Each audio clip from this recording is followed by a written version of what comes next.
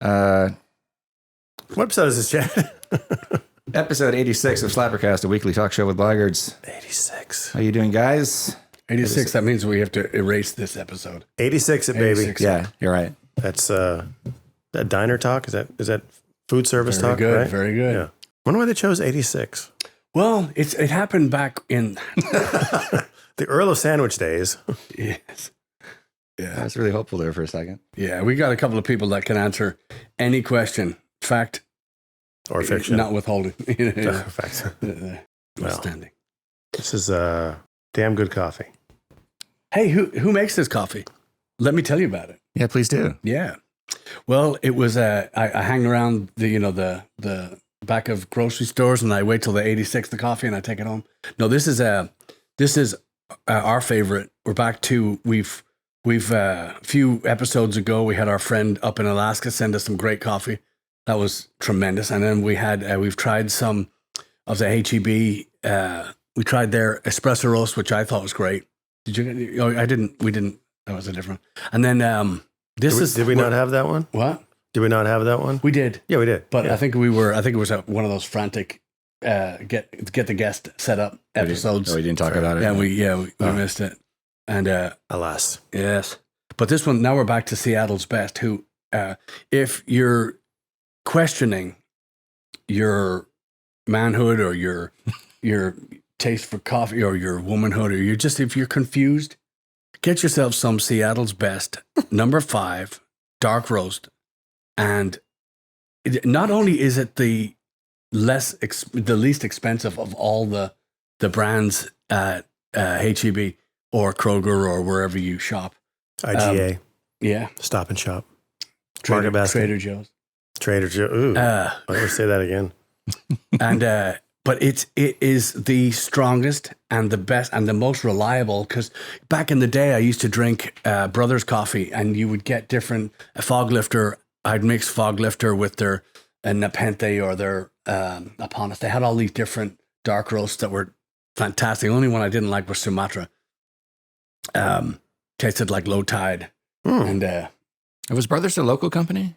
Was that a Houston? No, that's an international. They were all they were in supermarket.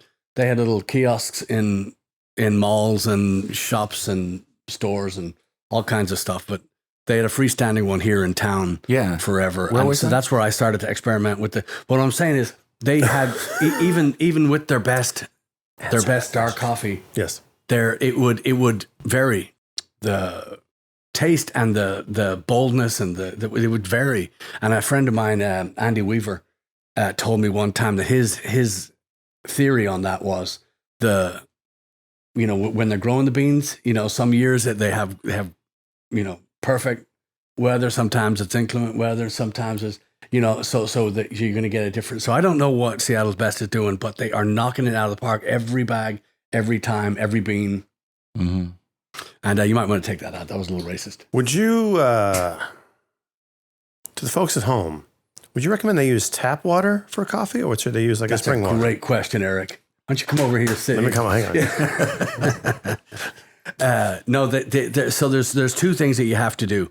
You just absolutely have to do. You have to take your Keurig out in the back garden and shoot it, and don't miss. Shoot it 2 or 3 times. Just blow it up. That's not coffee. Second thing you have to do is use filtered water, preferably good water, because that's where you're starting with. If you're using tap water and you're living in sunny old Houston, yeah, it's I'll take a side of arsenic with my coffee, please. Yeah, kind of crap. Not joking. But yeah. Yeah, so you start there, you start with the thing, and then depending how you like, I like to be able to walk on my coffee, and in Texas they say you can float a horseshoe on it, it's ready. That's exactly perfect. Yeah. Man, just Eric, take over. You've done. Anyway, folks, welcome to podcast number 86, Slappercast. I'll be your host today, and we have Patrick Devlin with us. He's been nice enough to host at his place. Chad, of course, behind the board, adding comment about most everything that happens, pushing our buttons a lot of times, because he's very he gets feisty. That Chad Richard Smalley gets feisty. That's his middle name. Chad Feisty Smalley. Chad F. Smalley. Chad Feisty. Anyway, I want to say one thing before we get really started. I've been listening to so Mr. Bungle is a band I mentioned a couple weeks ago. It's Mike Patton from Faith No More, but now he's got Dave Lombardo playing drums for him. Excellent. And they have a new record coming out, and they released 2 songs. Dave Lombardo is a mofo. He is so good. He's such a great drummer. I don't know why he's not, I've said celebrated that for more years. than he is. I mean, he's just such a fantastic drummer. Ridiculous how good he is. I completely agree. See? I cannot. I'd love to argue with you, but I've said for years that Dave Lombardo from Slayer, if you're unfamiliar, and he also worked with Suicidal Tendencies. He's played with a bunch of people, but let me say on that. I think what happened was, and again, it just my opinion, so it means nothing to me. I'm wearing a Britney Spears shirt and a Madonna thong, so do not listen to my. But to me, Slayer, they every album was better than the next. It was one of the few bands that and it was really difficult too, because when they did Rain in Blood, I said that's it. There's no way they're going to top that. They're going to come out with a girls cover, or they're going to come out with We Didn't Start the Fire, whatever it was. But they got better and better and better and better. But then they kind of plateaued around the Christ Illusion record, I thought. And when was before that? Is that when Dave left? Yeah. He left the band and came back and he left again. Yeah. And for a good reason too. They were beholden, not beholden, but they were. It seems to me from the stories that he's told, and he's been very polite about it. He was. They seem to just give all the power to the record company and just say let's go, or else Kerry King and Tom Araya were. I think management. Yes. Took the bulk of the financial responsibility and basically paid. Not Tom and not Kerry. I mean, whoever else. I mean, was Henneman still in the band? Was he still alive by then? I think. Yeah, and I think Lombardo. his last one was the World Painted Blood. I think that was Henneman's last. Yeah, so I think that those guys were just getting more like a salary. Yeah, and with the amount of T-shirts sold at concerts, every show was being sold out by then. Everybody mostly because when I talk to Dave, I go, "Do you think people go to see Slayer because you're in the band again?" And he said, "You talked to Dave Lombardo?" I did. And he said, I kind of think there's some truth to that.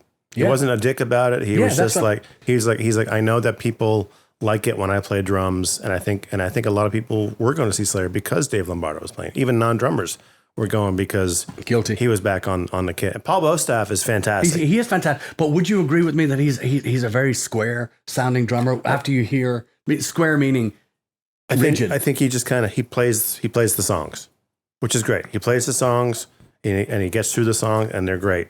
But Dave has that spark. He's got that imagination that might be a little bit. And I think he's played higher. He's played his abilities. He's just played in every genre. It seems he's. Yeah, I mean everything. He's played with John Zorn, who's kind of a free jazz kind of guy. He's played with Suicidal. He's played with Mr. Bungle. He's played in a band called Dead Cross, who I really like a lot now. Yeah, They're really good. Been meaning to again another Mike Patton thing, but and of course Slayer. But so what I was saying with Slayer was they kind of plateaued at a certain time, and it seemed to me that Lombardo was and it was before Christ Illusion. It was but it just seemed like he was still expanding, and his fills and his the beats that he was bringing to the band, he just was getting a lot more melodic with his playing. And for a drummer, I think that's one of my favorite things is you have to have the chops. You have to be able to accommodate the song and drive the band first and accommodate the song. But he seemed to have been just taken off on his own. He was just playing out of his mind and playing these. So that's how it felt to me. So when I heard Bostaph play with them, I said, "Yeah, it was. It's still good, and you still want to see that. You still want to hear the songs, but." Maybe Kerry and Tom kind of wanted to let's just stick to the formula. Yeah, the Mike Love way of driving the band forward. Stick to the formula.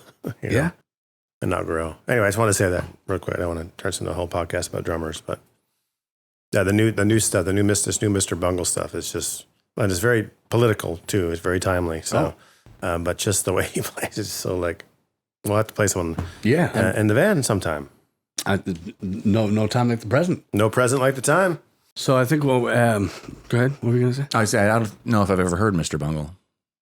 So the early records are more kind of that 90s kind of rap metal kind of stuff, which is great. I guess it's fine.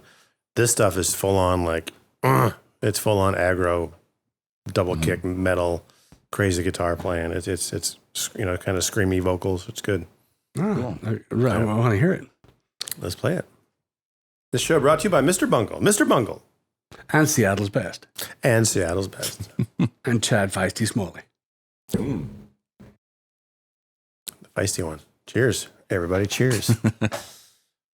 Well, what else is going on? What is happening in the world today? Lots.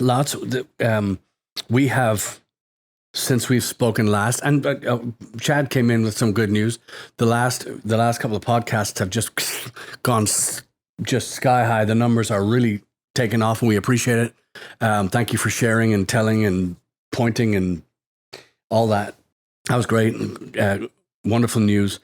And then, since we spoke last time also, I picked up the phone and I called a friend of mine up in Kansas, Wichita, Kansas, our friend John Werner, and he and his wife drove down to see us at our Little Rock. Mm-hmm. Back in December, was that? Was it December? Yeah, it was. With Keith York. Yeah. Keith. So I called him and I said, "Hey, what's your? I want to talk to your friend Justin. He runs a club called the Barleycorns in Wichita, Kansas." I called him up and I said, "Hey, we've been sitting on the couch. We're bored. We're coming." And he, all right. So then I called Joan Narnia. Is it that real good-looking Italian up in Omaha, Nebraska? Yeah, something like that. Yeah. Narnia. Yeah. June Narnia. Yeah. Yeah. Anyway, I called her and I said, where Aslan lives? Who? Narnia in Aslan? Oh, yeah. Okay, making sure I know geographically where we are now. Well, so I called our friend, the Narnias, and I said, "Hey, we're going to come through Omaha because we don't point the van north unless we go to see our friends in Omaha." And they were good enough to call. And so, long story short, can't get much longer than that. We are going to hit the road in October.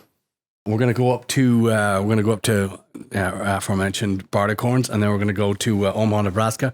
We're looking at talking to some places in Iowa and some places in South Dakota. So let you people know if you know anybody up and around those areas. We're going to go up, just the three of us. We're going to just take some acoustic instruments. We're going to smuggle some electric instruments with us in case we want to get crazy.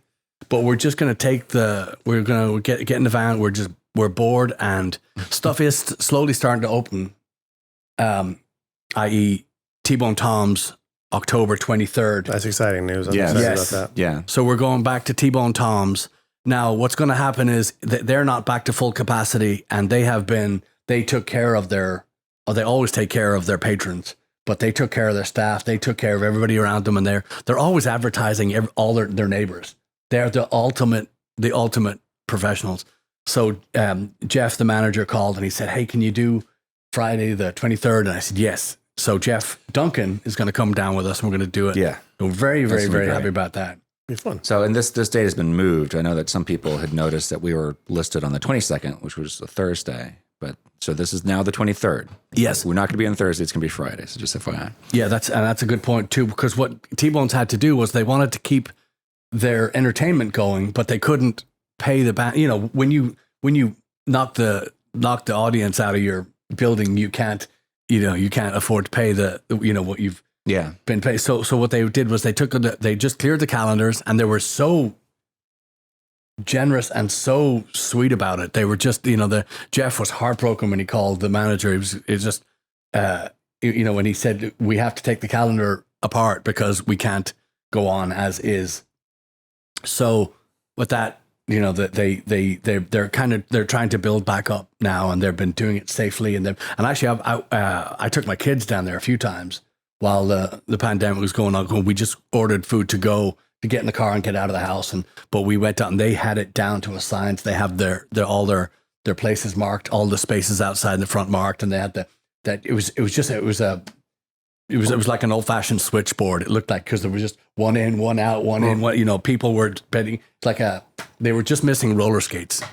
No to T-Bone Toms. Well, I imagine they'll open up the extra, the other patio. That's last time we played there in January. It was closed because it was cold, unquote. But Yeah.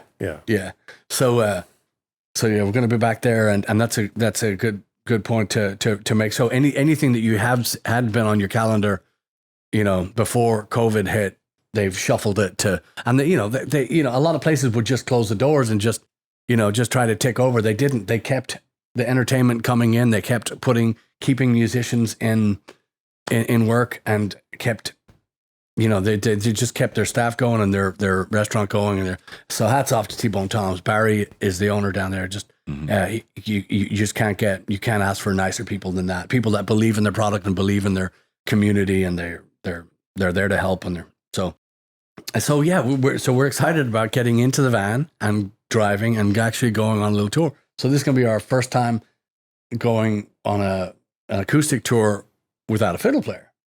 So last time we did something like this, we went without a drummer. So I think next time, we should try without vocals and guitar. Exactly. Wait a minute, Chad. Boom. Finally. Yes. The bass and drum store. So the vocals pre-recorded, and there'll be a Hologram. cardboard stand-up of Patrick. We'll do the hologram thing. Right. Yeah. I've did heard that with Roy Orbison and Ronnie James, Dio. Yeah. I've heard some part-time professionals do that on a regular basis. Yeah. They just pipe in their fellow musicians and they make a little extra money. Yeah. Ever thought about that? No. Part-time pro. Yeah. Look for it on a forthcoming record. Yeah. Dedicated to. Yes.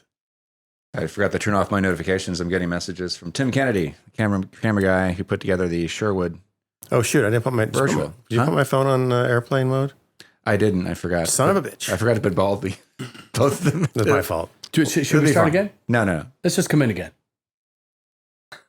You want me to fix it? We can. No, it's fine. It's fine. Okay. It's as long as nobody calls me. When my parents call in 5 minutes, we'll know what's happening. We'll just deal with it when it comes. Look, can we keep them? Can they be on the show? I don't know if they're Skypeable. I'm not sure if they have the technology or the wherewithal to deal with that. They're good with sign language, all right? We could just. I don't know. Maybe. Let's try it. Oh, I don't know. That'd be wacky. It's going to be a short sign language because I know all of us only know two sign language. Yeah. And both of them are very, very violent. Anyway, Tim and I were chatting yesterday because I asked him for. We had one on Sherwood. There was just, when you watched it live, it was just one camera angle. There were actually two other cameras on the side. Sherwood what? The Celtic Festival? The Sherwood Virtual Celtic Gathering, which was a couple weeks ago. And Tim was the camera guy on that, and there was a bunch of different things that he was responsible for that week for putting that whole show together. But there were actually two other camera angles that he didn't use because there were some power issues and focus issues. So, but not for the entire show. So there's enough there that I can use. So he sent me all the raw footage. So I'll be putting together some stuff for YouTube over the next week. So coming out over the next couple of weeks, I guess. Excellent. So it's going to be cool. It's with the fire dancers and everything. So it'll be Solar Rain. So it should be fun. But anyway, thank you, Tim. Yes, thank you, Tim. Tim.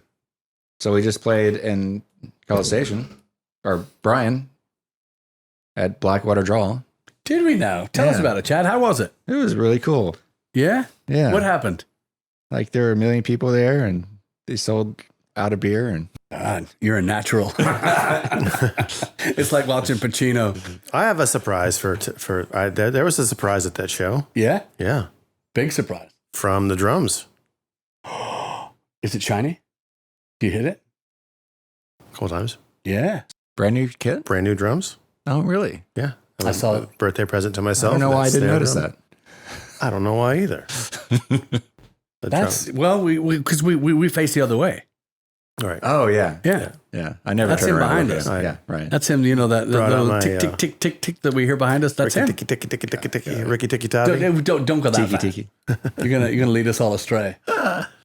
Yeah, my new DW drums that I bought a while ago, but I finally this is the first gig that they've been used on. How was that? How did you like them? They sound so good. They look They look beautiful. They sound great. Got my new snare drum, my new nickel over brass snare drum from my buddy Garrison at DW. Thank you, Garrison. That thing is a home wrecker. So yeah, we're just glad we're wearing in-ears now because that snare will take your head off. Good. And rightfully so. Yeah, I mean, you deserve it. You come for rock, you get rock. Exactly. Yeah. Anyway, so that's fun. So for those that don't know, Blackwater Draw is owned by Blackwater Draw Brewing Company, is owned by Stephanie and Chris Steele, who own O'Bannon's. Without O'Bannon's, maybe we would be DJ. No, I think we'd be the Blaggards. If it wasn't for Chris. Yeah, we would be. Well, we'd be doing definitely be doing Garfunkel covers and definitely being right. Yeah. So, but Chris has been on the show. Yeah. Just 2 episodes ago. What episode number was that, Chad? 3 or 4? I don't remember. 5, 6? I think it was about 4. Look for it on the YouTube. Yeah. And the Beast of Blackwater. So Abbott and Costello are funny. Greg Abbott is not funny. So in case you're trying to, right? Yes. In case you're trying to discern. Who's on first? So both are pretty comical if you're not, if it doesn't affect you. But if you live in Texas, it affects you and it's not funny. So Abbott's been Greg Abbott has been trying to choke the bar owners here in Texas to death. So if you have a restaurant and you serve alcohol, go ahead. Bring them in. Have fun. Make some money. If you're a bar and you only serve alcohol, shut down. Keep paying your license. Keep paying your electric bills and keep paying all that stuff, because if you let it lapse, you're gone. And we've seen untold amounts of bar owners and clubs and landmarks shut their doors for good, forever, because of this twat, lovely human. So Blackwater and O'Bannon's have been mowed over, maybe? Is that too... That's too nice, isn't it? Well, decimated. I guess in the sense that they're mowed over, but they're growing back. Yeah. Like grass. Yeah, there you go. Thank you, Analogy King. So we've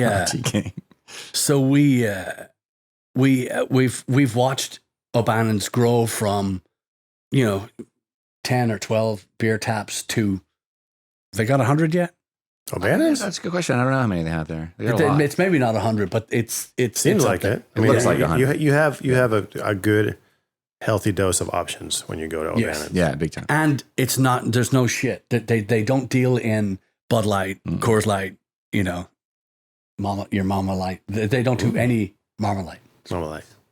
They don't do any crap beer. They just do, and we've talked about this before, how they've brought their patrons to the to the real beer, to the light section. Yeah. So no light with the G. Oh, yeah. The light with the G. In okay. It, And so they've been mowed over, and just basically all bar owners can attest to this, is they've been forgotten or thrown out and forgotten by the government. And Chris Steele has been he was tireless before. At one point, he had a restaurant called Blackwater Draw, as well as the brewing company and O'Bannon's. And the guy just didn't sleep. He was 24 hours a day running. And Stephanie, of course, and they've got two, they've got couple boys, two boys, Connor and Tucker. And, so they are full on. They're doing their absolute best. And everybody that worked for them loved them. Everybody that went to their establishments loved them. And they are real people. I'm talking about T-Bone Toms. That's the same with O'Bannon's. They are just gold. They're just the best. So we had said that once the establishments were able to open at any capacity, we were going to go up there and play and do a just try to bring them some more business and do whatever. So really big shoe. Yes.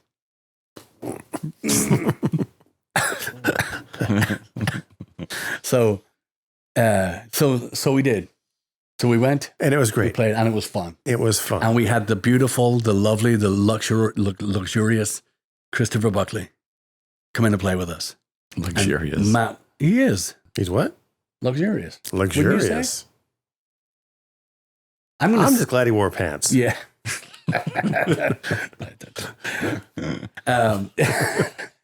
Hello, Chris. So what we're gonna do is we're gonna have some footage from that for you. We're gonna show some.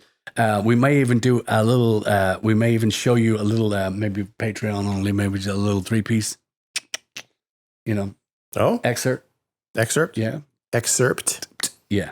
We don't pronounce the T where I'm from. Excerpt. Yeah. Excerpt. Excerpt.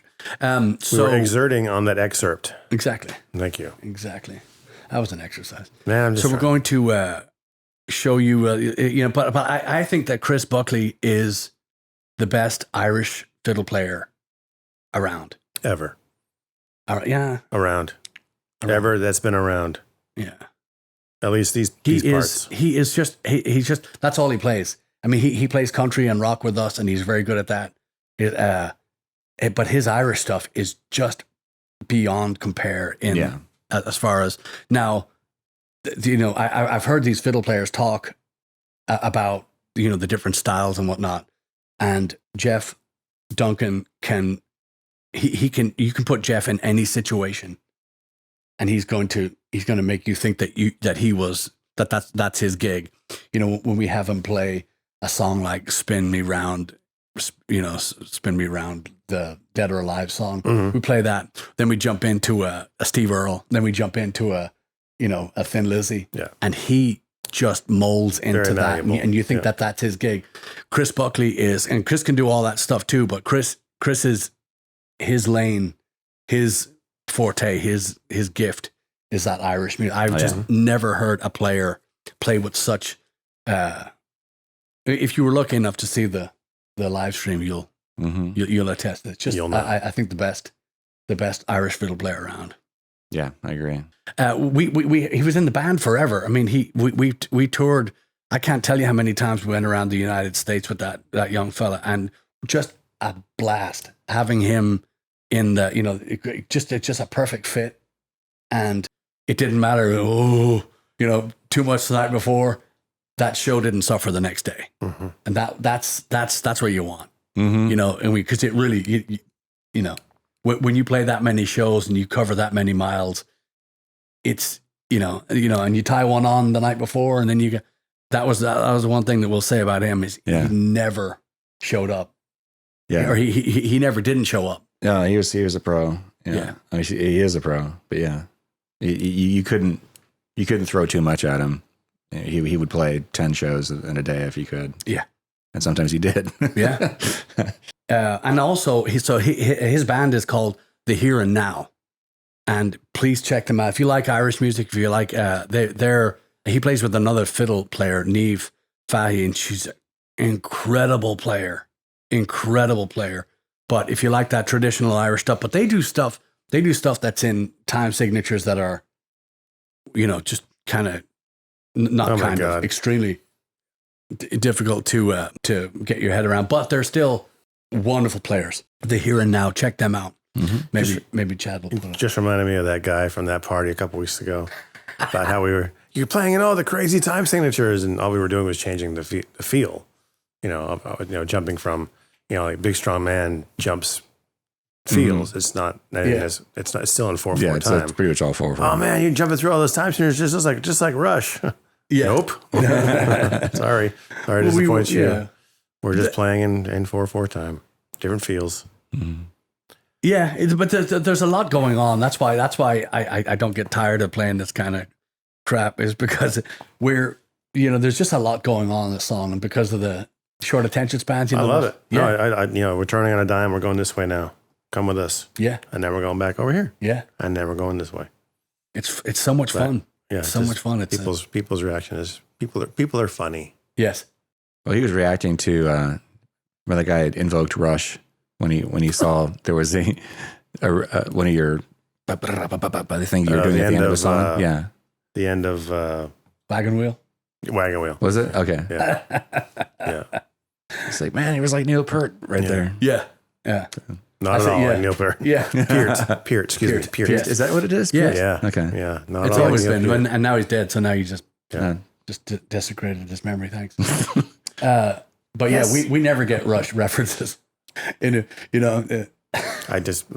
he's just a big Rush fan. I don't know. That's all he can relate to. Yeah, maybe they're rushing. Ice cream cone, Rush. Yeah. Yeah. Were you a Rush fan at all when you were a kid? For a hot minute when I was a kid. Yeah.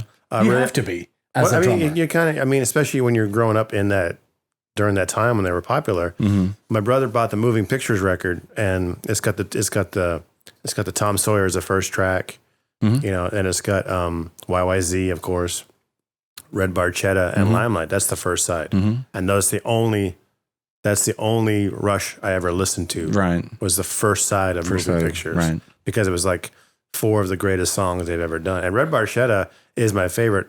If I had to pick a favorite Rush song, it's that song because it actually, as the song goes on, it's telling a story. Mm-hmm. You know that song at all? Mm-hmm. But the guy that goes to his uncle's house, they have an old car. It's in the future, apparently. Right. And if the drummer writes the lyrics, that's strike one for me. I mean, it's just like, okay, now you really got to impress me. And he plays. It's like, okay, you're a good player, so that's okay. Yeah. Ball one. Okay. But that song is cool because as the song tells the story and it gets more intense when the chase starts, the music follows the chase. Mm-hmm. The music actually, which I know that's just good writing. Mm-hmm. And then the end when they make it back to the farm, the way the drums kind of slow the action down with the drum fills, kind of like it's just a good way to write a interesting story, and then also to have the music relate to that story. Yeah. It's neat. That's the only Rush album I ever bought, was that one. My brother had that one, and he had Spirit of the Radio. Or I think it's called Spirit of the Radio, right? That album, or the one with the girl on whatever record has Spirit of the Radio on it. I like Bush better than Rush. Wow. And I don't like Bush. The beer, the president, the body part. What are you talking about? The song, Bush. the band, the band. The band? Oh yeah, Wasn't that what they were called? yeah. They were terrible. Yeah, they are terrible. Okay. I'm just saying I like them better than Rush. Well, they're better players. Rush has better players. I mean, music. Anyway, yes, I was a Neil Peart fan for like a minute, and then I grew up. That's my biggest joke to all my friends that are big Rush fans. Yeah, I liked Peart when I was a kid, and then I grew up. And along came the adult. Although we are doing, for the drum convention this year, which is going to be all virtual, I am leading the roundtable discussion of Neil Peart because he just passed away last year. So we are doing a talk with at least 2 or 3 guys that knew him really, really well, because he was a very private person. He wouldn't let anybody really into his circle unless you had to go through like steps, like getting to a mafia guy. You had to really go through the 12 steps to get to him.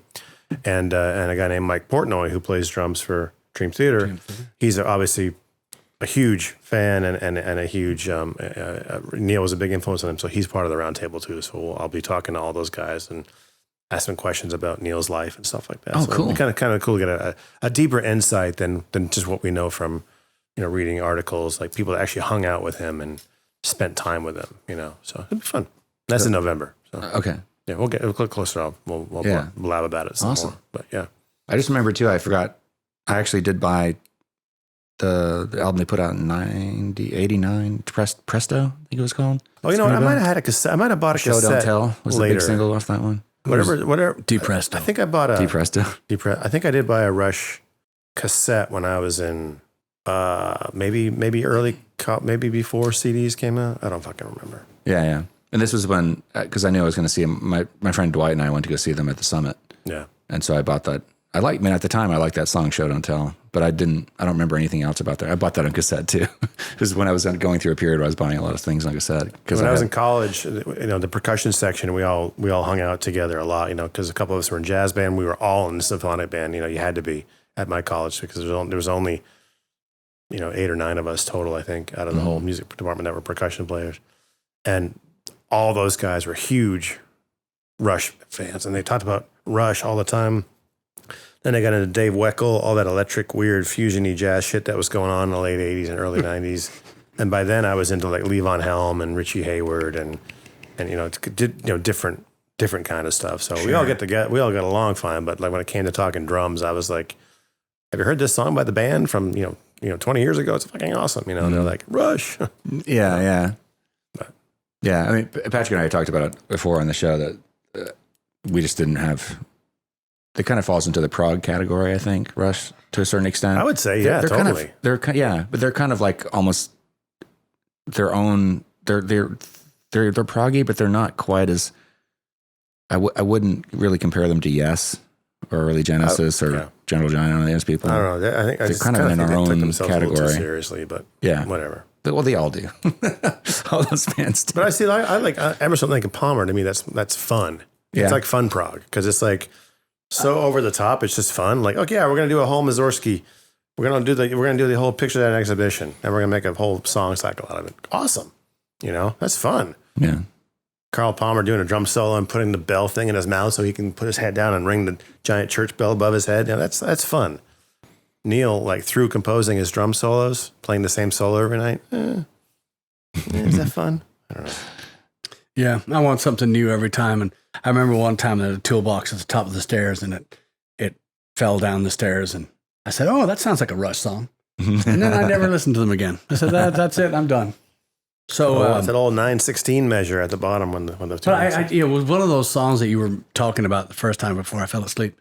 And it one of the songs changes time signatures like 9 times or 8 times in the song. Yeah. And that bores that crap out of it. Because we were just 2 minutes ago talking about how, our songs are different and we go to different, but it's not that we're trying to clear the dance floor or we're trying to confuse you or we're trying to make the song, jump through a hoop. It's not that.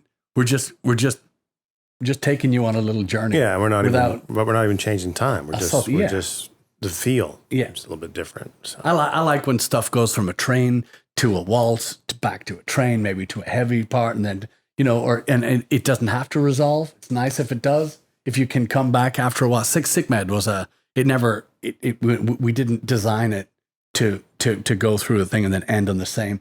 It was just a bunch of songs that we put together because we could. Yeah, and we didn't have to learn all the songs. We didn't have to, come up with clever, regurgitated covers of a song. We just put a little piece in there, a little piece in there. Hey, why don't you play the song in its entirety? Because we played the best part. Right. That's it.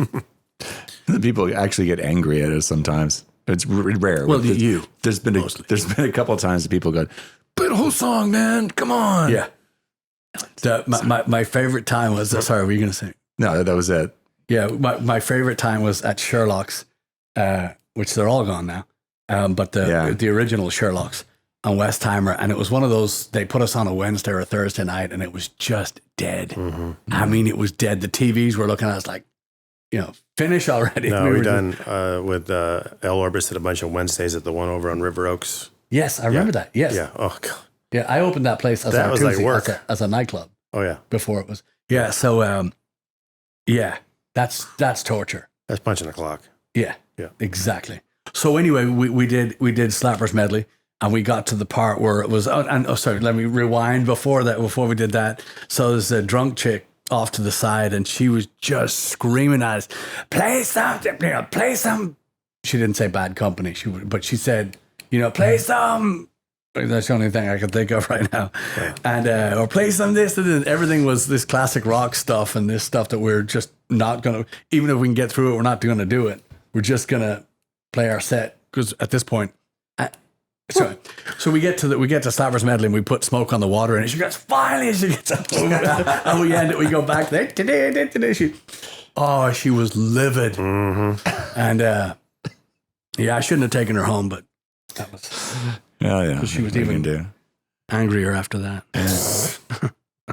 Yeah. That's like all the different reactions we've gotten from RTs of Any Way You Want It. Which was that the beginning of Slappers? Yeah, that was the intro to Slappers. That was the intro. I remember actually we actually did that in Nebraska. Did we? Yes. At Omaha NE and Greeley. And people who don't know, there was at least a couple of times where somebody goes, yes, he gets up and right as we're getting to the chorus, they're like, come on guys, let's go. then we go. People who are totally caught off guard, they're like mortified that they've just embarrassed themselves. But there's been a couple of people who do the same thing, but then they just act like they knew all along that we weren't going to play the song, and they keep dancing. Like, good job. That's the right reaction. Yep. It's fun to toy with people's emotions. Yeah. I remember the one of the times that we recently played with you, we went into Smoke on the Water in the middle of the thing. And it was just, I think it was the biggest part of the night. Because I remember looking at you and you're going, that's how you do it. Yeah. He just put his head down to really solidify that moment. You know, we all just put a little bit extra on it because it was just that moment where everybody was like, oh, it fits. No, it doesn't, but we make it. It does. You know. Yeah, very, very fun. And, you know, I'm really looking forward to, so now we're in the mixing stage of our record. True. Just so you know. It was really shocking. The last time Chad and I were in there, we were doing overdubbing some bass tracks. And it was because we've mentioned it 1,000 times, but here's 1001. We've been working with Paul Beebe at BB Gun Studios here in Houston. And we've only been, because of this time that we're in, this apocalyptic hellscape that we're living through, we're only able to do a few hours a week, if we can even do it, because he's got a bunch of projects and he can only work, you know, he being a father of 3 and, you know, his lovely wife, Sarah, is working full time, and they've got the kids working at school from the house and a brand new baby, Jack, you know, they got all this stuff working, you know, at the same time, they're keeping all this in the air. And then he comes out and he works a few hours with different, you know, with his different projects at night. So we've only been able to get a few hours a week. But then, so you were overdubbing the bass the last time we were in there. And he said, yeah, I think we're ready to start mixing. And so, what? Because it's been this endless tunnel. Yeah. You know, with this pinprick of a light at the end. And you just, that's it. We're not going to, you know, we'll get there. I know, but it's just going to be so, and then for that moment to hit. And Paul said, yeah, we're going to start mixing. So now we're in the mixing stage, and we're going to have the magnificent, the wonderful Christopher Longwood. He's going to do the mastering, and we're going to do LPs. We're going to do CDs. I just can't wait to hold a Blackguard LP. Yeah, it's gonna be great. Yeah, and me too. So that's been exciting. But I am more excited about doing the getting in the van and going up and seeing our friends up in Kansas and Omaha, hopefully. Yeah. But just so you know, coming back to present day, we're taking this COVID thing very seriously. We're not going up and saying it's over. That's not why we're leaving. We're leaving because we are at wit's end, being in the house. We're taking it. We've talked to everybody that we're playing for up there that we are wearing masks. We've been checked. I'm just not staying in the house any longer. I'm through. I'm ready to go. So we spoke about this. The three of us spoke about this a few weeks back and said, what if? And we found a little spot in the calendar that we could make it happen. So we're going to go up. We're going to and we're going to do our Slappercast from the road. We're going to do some. Yes. We're going to do some. Yeah. I just remembered that. Wait a minute.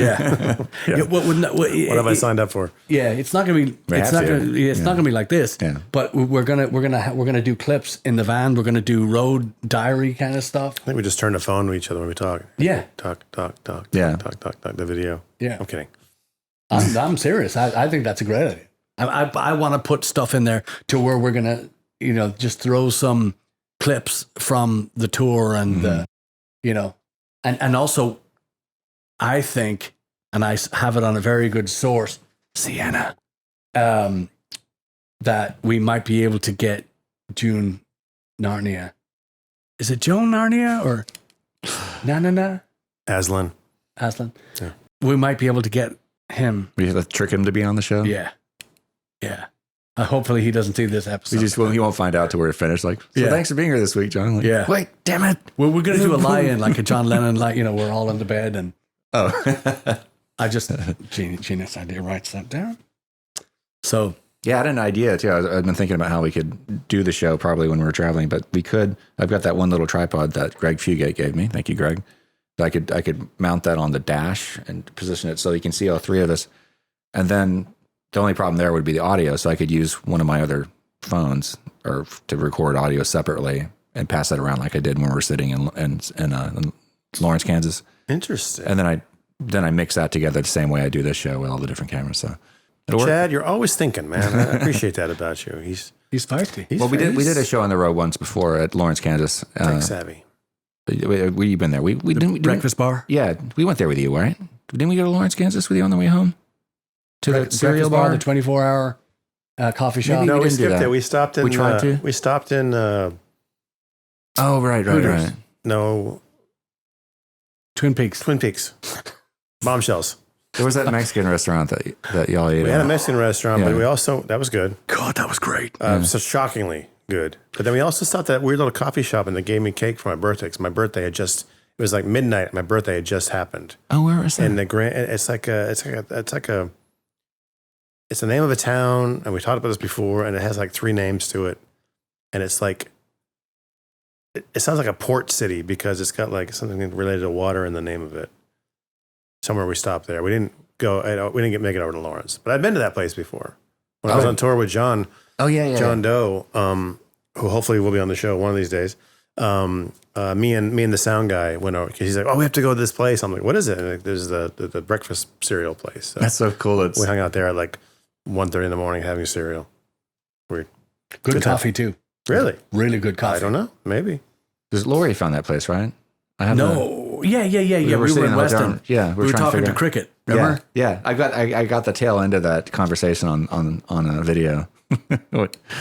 Anyway, yeah, we recorded a show there sitting, but that was before we're doing video, so I wasn't worrying about video. I was just using my phone as a microphone and kind of holding it out with a selfie stick, so I didn't. Jesus so my arm Christ. didn't get tired. Yeah. Microphone phone. But that worked out fine. Microphone phone. Yeah. Well, there you go. Yeah, a lot of really fun things happening, and So are we going to update the website with dates and stuff like that? Yes. Should we push people to blaggards.com? yes, We're check the website for dates. Of course, the store is open 24/7. Yes. Do we still have masks? buy too? some. we masks. Yeah, I was We gonna have say. We have masks. Master back in stock. Yep. Awesome. Thank you, Lori. Don't forget that it's only September, but the holidays are approaching. So I'll be looking for your Blaggards holiday shopping on blaggards.com, plus the new record in various formats, and maybe a little something to go with that record if you purchase. If you Yeah. purchase, Pre-order, early, Pre-order. Maybe we'll talk about that soon, I hope. Yeah, I hope. I imagine sometime in the next month, maybe we'll have pre-order information. Excellent news. So we'll see. Right? Yep. I think we should also do. We talked about this, and we've been now overcome with the putting this little tour together. But I think we should give away some Blackwater beer. Yes. I think we should have next week. We should have we're going to give away a case of Blackwater beer, and I think it's probably Has to be local only, yeah, probably. I think it has to be local because I don't think we ship it to Houston. But that's the bad news. The good news is you could smell our breath when we come through. I was like, beer. Yeah, is that the hippie girl? What's that one called? What's that fruity beer he had? The hippie I'm gonna girl. go for a Border Town. Oh, today. Hazy Lady? Although I'm not drinking. Hazy lady. Yeah. I cut myself off from drinking for 2 weeks, but I will have one Border Town today. I will allow myself that. Good man. Our next weekend, it's party on, Wayne. But that's a whole other story. Yeah, I was gonna say that's a whole slappercast, right? Tell you all about it from the road. Do it. Because by then we'll be on the road, I guess. Yeah. Yeah. Yeah. October 8th, Barleycorns, and 9th, 10th, 11th. I think we're going to be in Omaha. Oh, we got some Einstein's dates Yes, coming up in Richmond November. and Katie, right? And Katie? Yeah. This is November. That's exciting. November? November. Yeah. 14th to 15th? 13th I and think 14th? so. 13th to 14th? 14th 14th and and 15th? 18th and It's 20th? that Friday and Saturday, Yeah, right? Friday, Saturday. Jeff Duncan, the one, the only. Yes. On both? 13th, Savior 14th. on both. At the same weekend of my drum convention. So Yes. I will be there. You will be drum filled. I'll be full of drum. He's the drum fill man. My drum will be full. Yes. It was one of the last shows we played. Not the last, but one of the last shows we played before the shutdowns began. Was that at Einstein's? Einstein's over on Mason Road. On Mason Road, yeah. yeah. That was the one where the guy came up and he was like, play something. Or whatever. What did he say? Play an original song. Playing original. Play an original song. And then he walked away. And he staggered away and he sat at the bar and talked to some chick. That happens. Not a listener. That happens more than you would think. Well, I think it's fine. You know, it is fine, and it's great because, you know, you have a set list there, and you're like, yeah, I'll jump through the set list. He registered his opinion. Yes. And he logged off. Yes. There's one of the most annoying things. We talked about this in the show too before. But when people come up and give a request, yeah, and then you finally get around to playing the request, and you look around and they're nowhere to be seen. That's fine. And then they show up afterwards. Where's my song? Like we just played it. We played it. Yeah, you gotta pay attention. You gotta pay attention. Yeah, gotta be quick. So. It may not be right away. Or you can just trust the band. If the band's any good, you can just trust them to deliver a good time. Yeah. How about that? What a thought. Yeah. I mean, really, you really need to go to see a band and request a song that, number one, if you knew anything about music, you could tell that they probably don't play that particular kind of music. Like if you went to go see a classic rock band, they're probably not going to play Miss Britney Spears. They're probably not going to play Wham. Don't listen to him. You know, okay. You know, I played a wedding with Beatle one time. Guess what kind of music Beatle plays? They play all Beatles music. Beatles, right? Really? All the Beatles. Have we ever talked about them before on the show? Maybe. The Beatles, the band, or Beatle? Sorry, John. Yeah. And a guy came up halfway through the wedding and said, "You guys know any Billy Joel?" And I was subbing, so I really couldn't say what I really wanted to say. Uptown Walrus. Yeah, it was just like, I am the Uptown Girl. Yeah. Oh my God. We didn't start the whole show. We didn't start the Penny Lane. But we were just like, no, we're called Beatle, and we play Beatles stuff. And you know, if whether or not you like the Beatles or not, there's something for everyone in that catalog. But apparently, not enough Billy Joel though. Yeah. Yeah. Yeah. Billy Joel's mentioned that before. He's kind of miffed at them for not playing any of his songs. True. He made it very clear. Although Billy Joel is actually a very large Beatles fan. I know. Huge Beatles yeah. That's right. That was his start. Yeah. He told me that. Yeah. That's what I was saying. If you're not familiar with Nylon Curtin, that's where he really kind of let his Beatles I just read that fly. Liberty DeVito book, like his drummer's autobiography, and he mentions how that one is like one of his favorite records. So I might have to. The whole album is Beatle-y play it to a certain extent. Maybe not Pressure, but as long as it's not that fucking Moving Out and what's the other song I hate by Billy Joel? All the rest of them, yeah. I thought you liked everything up till through. I like Up to the Stranger is good, and I know that Songs in the Attic record is good because it's all the old stuff that they re-released, and that stuff's okay. But after that, it just kind of gets like too blah, too hokey. Well, even Nylon Curtin, it's a good album. I don't like every song on it. I like most of them, but there's a really really John Lennon-esque. Sorry, John.